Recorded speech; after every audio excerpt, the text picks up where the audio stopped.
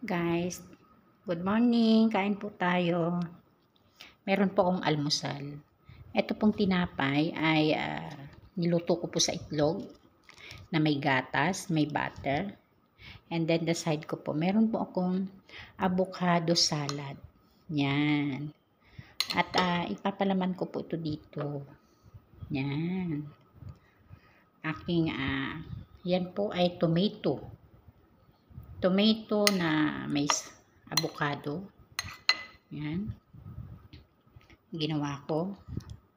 Para at least may palaman po tayo. Healthy ang ating breakfast. Yan. Syempre, kasama na rin dyan yung alaga. Sa aming dalawa to. Yan. Kakainin niya po ay 2 piraso. Ako naman ay 1 piraso lamang. Dahil nga kasi marami to. Diet po tayo, no? Kaya, pang healthy foods, pang almusal po to.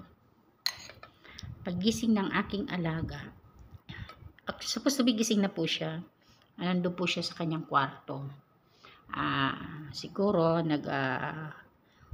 naguhugas lang ng kanyang, mouth. Kasi bagong gising, ano. Kaya tayo din po, pagkagising din po natin, hugasan po muna ang ating bad bread. Yung bad bread po na hindi po nakakamatay. Baka mamaya pagka huminga ka sa katabi mo, iba'y mamamatay na yun sa amoy. Diba? So, ubos na. Yan. Ito ang aming breakfast na 2. Thank you po sa blessing in the morning. Thank you, Lord, na hindi po kami napapabayaan, lalo na sa pagkain. Thank you po. Always blessed, always blessing, and always thank you po kay Lord. Yan.